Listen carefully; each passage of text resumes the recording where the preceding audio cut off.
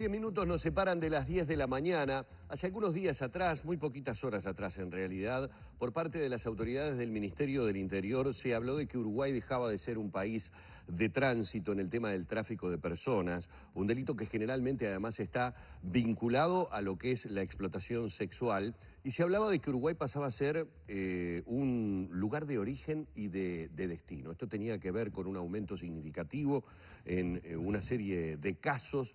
Y bueno, realmente era una situación que de alguna manera a muchos le podía llamar al asombro, otros que están manejando la realidad a diario seguramente no.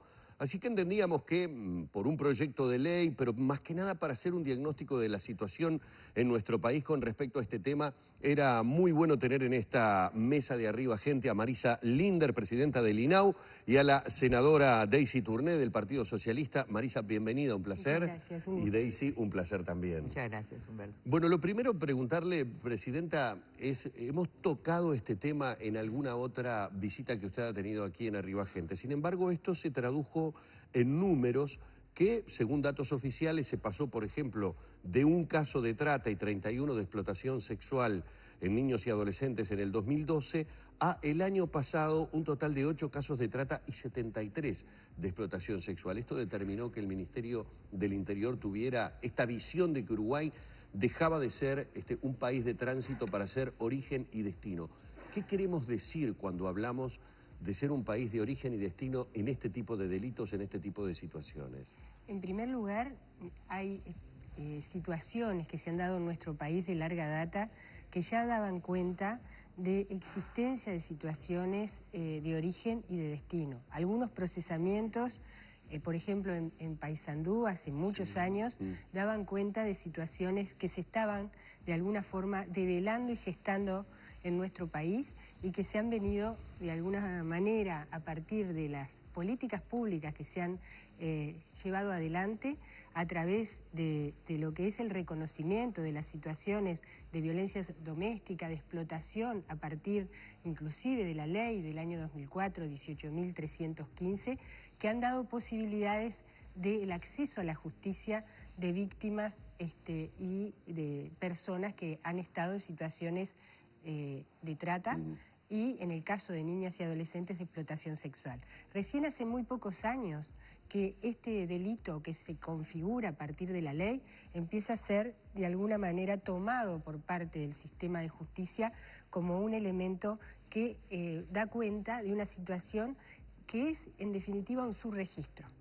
Desde INAU el año pasado, en el año 2015, trabajamos en 282 situaciones vinculadas a situaciones de explotación sexual, comercial y no comercial. No todas ellas llegan a situaciones que permiten el procesamiento, pero hay cuenta, por otra parte, en algunas investigaciones realizadas a nivel nacional, que este fenómeno es mucho mayor. Porque la trata, y eso con la senadora Tourné, que ha sido una pionera en estos temas, tiene configuraciones que no necesariamente están vinculadas al tráfico y no necesariamente están vinculadas a redes, sino que hay situaciones de trata interna que particularmente en las situaciones de niñez y adolescencia dan cuenta de fenómenos donde es utilizado el cuerpo de niñas y adolescentes con fines de alguna manera de intereses por parte de los adultos. Y acá está el tema que coincidimos con esta iniciativa que ha tenido el Parlamento de poder generar un proceso de debate y discusión que pueda finalizar con un proyecto de ley, porque consideramos que lo más importante es que la sociedad tome cuenta de esta problemática y básicamente no solamente pueda tener canales para denunciar, sino para prevenir. Daisy, hoy hay normativa vigente. ¿Por dónde sería esa actualización o por dónde iría el interés para poder ponernos a tono? Hay normativa puntual. Como muy bien decía Marisa, desde el 2004 hay un proyecto que tipifica en torno a la explotación sexual comercial de niños, niñas y adolescentes y la pornografía infantil. Nos costó aprobar, yo fui autora de ese proyecto en el 2001. Hay normativa a partir del 2008 en la Ley de Migraciones, un artículo específico que tipifica como delito la trata de personas. Pero evidentemente lo que contaba Marisa, hay casos que tienen que ver con la niñez y la adolescencia. Hay otros casos, porque esto ya, como ella decía, está subregistrado, pero existe desde hace mucho tiempo. Ha, por suerte, salido a la luz pública y creo que en estos gobiernos han habido iniciativas de tratamiento. El MIDES, por ejemplo, tiene una recepción y atención de las víctimas de trata. Por allí, en este lapso, han pasado 400 y pico de personas. Quiere decir, hay información. Entonces, ¿cuál es el objetivo de trabajarlo legislativamente? Es un tema complejo, es un tema que uno tiende a asociar exclusivamente con la explotación sexual comercial. Sin embargo, va mucho más allá. La trata y explotación de personas.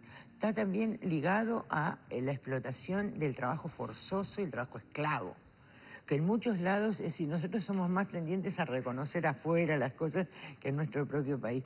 Conocemos las campañas que hay ONG internacionales realizan contra determinadas marcas de ropa porque están fabricadas en situaciones de trabajo forzoso, de trata de personas. Bueno, acá han aparecido algunos casos. En el verano, por ejemplo, se dio uno Sí. que podría encuadrarse en esto que estás diciendo. Bueno, no solo eso, hubo un famoso caso en el 2014, que eso sí tiene que ver con la explotación sexual comercial de mujeres, y ahí demuestra lo que tú preguntabas, que este también es país de destino, como muy bien lo reconoce el Ministerio del Interior, que fue quien llevó adelante en el 2013 y en el 2014 el operativo Imperio, que todos deben recordar de alguna manera, que fue el caso de aproximadamente 40 mujeres dominicanas que habían entrado a el Uruguay, que las tenían hacinadas en unas pensiones de la Ciudad Vieja y que las hacían trabajar en whiskerías de 33, pero esas son las cosas que emergen como el iceberg, la puntita del iceberg,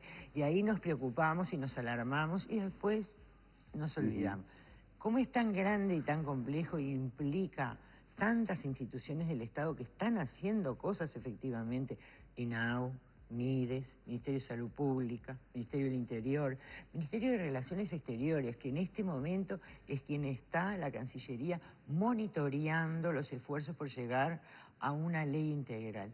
Necesita eso, una legislación integral, pero sobre todo, y acá les paso parte de la responsabilidad, es importante que esta comisión especial que estamos proponiendo sistematice lo que ya se sabe, lo que se ha hecho, y se transparente la situación, que es la única forma de prevenir, porque la trata funciona bajo el engaño, bajo la promesa. Entonces, si la ciudadanía no se entera, si no está al tanto de la crueldad que tienen estos procesos, puede que tengamos muchas víctimas. Y es lo que queremos evitar. Ahora, Marisa, voy a hablar de recuerdos de muchísimos años atrás, pero ya en la década del 60, década del 70, yo recuerdo, mi madre tuvo un pasaje bastante prolongado por el llamado en aquella época Consejo del Niño, y en el hogar regional de Durazno, donde había infinidad de causales de llegadas de chicas al internado, se daba muy habitualmente que de determinadas zonas, en algunos casos bastante alejadas de los centros urbanos, las niñas, las hijas, fueran tomadas como un objeto preciado, que era entregada a cambio de determinado tipo de favores en lo laboral, favores de repente de proveer a la casa de determinado tipo de manutención. Esas situaciones que ya en la década del 60 se conocían, hoy en día, a través de los trabajos que se realizan desde el INAU, se han podido ir corrigiendo, es decir, porque uno lo que veía en ese momento es que había una absoluta y total ignorancia de quien llevaba adelante esa práctica, de que esa práctica no debía llevarla adelante. Es decir, había como una doble desinformación. Y una naturalización. Exacto, de la víctima, pero también de quien era el victimario en este caso. Estamos completamente de acuerdo con que desde larga data existen estos problemas. Lo que han posibilitado la emergencia es justamente los marcos que se han legislado y el trabajo de las instituciones y de las organizaciones de la sociedad civil que han jugado un papel muy preponderante importante en colocar en la escena pública estas problemáticas. Antes era naturalizado. Hoy aparece como algo que deja perpleja a la ciudadanía, elementos que los que hemos trabajado a nivel social sabemos que existen desde largo tiempo. Hoy toman tal vez características diferentes en el marco general de los procesos de la seguridad, de los temas de las redes, que se hacen de alguna forma, le dan características específicas, pero no son nuevas. Y por otra parte, creo que lo que tú planteás es esencial para este proceso de debate. Es la responsabilización, en el caso de las niñas y de los adolescentes, de los adultos y de las adultas, particularmente de los adultos. Cuando nosotros vemos los medios de comunicación que dan cuenta de estas problemáticas, en general se hablan de, por ejemplo, en el caso nuestro, de las adolescentes fugadas del INAU, como si yo ya de por sí las colocara en un lugar de cuestionamiento, como parte de alguna forma de haber generado el problema. En los procesos de trabajo, judiciales o incluso en los procesos de atención, en general las que se ponen en cuestión son las víctimas. Algo habrán hecho, por algo están allí, o se duda de su palabra y de su situación. Por otra parte, estas experiencias, cuando en un adolescente se traducen en una situación de explotación sexual, no es un hecho aislado, es producto de un proceso de larga data. O sea, hay vulneración de derechos seguramente desde etapas muy tempranas. Claro. Si uno mira los números, Marisa, en cuanto a lo que es explotación sexual comercial y no comercial de niños, niñas y adolescentes, y también mira, por ejemplo, lo que son las dependencias del MIDES que trabajan con el tema de trata, uno ve que ha crecido. ¿Eso es porque el fenómeno aumentó o porque se mejoró el registro y la detección de casos? Creemos que porque se mejoró el registro de detección y casos. Hay mucho todavía para hacer en sistemas de información. Nosotros tenemos una serie de situaciones detectadas que no están entre los 282 casos que nosotros atendimos. Sabemos que existen. Eso hay que, de alguna manera, captarlo y generarlo para un proceso de trabajo. Por supuesto que hay elementos nuevos en los contextos actuales.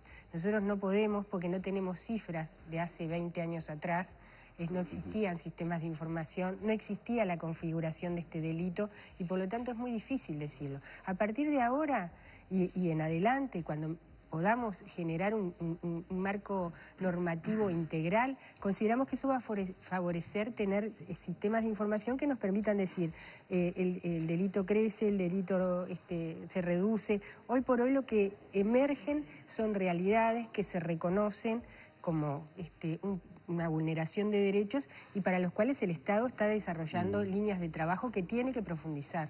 En ese sentido me gustaría complementar, justamente la ONU nos ha señalado como país que nos faltan estadísticas para poner en blanco y negro cuál es la realidad del Uruguay y sobre todo lo que se hace con enorme esfuerzo por parte de algunas instituciones nuestras del Estado, que es la atención a la víctima y sobre todo la prevención del fenómeno. Por eso el marco normativo debe prever que esto se haga posible y no se hace posible sin recursos. Tengámoslo claro.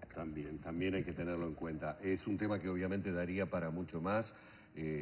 Queríamos tener una visión, en este caso, de la senadora Tourné, de la presidenta del INAU, Marisa Lindner. Les queremos agradecer estos minutos que han tenido en la mañana de Arriba Gente y seguramente estaremos volviendo sobre el tema en la medida que también este proyecto de ley vaya avanzando. Muchas gracias, muy amable. Gracias a ustedes.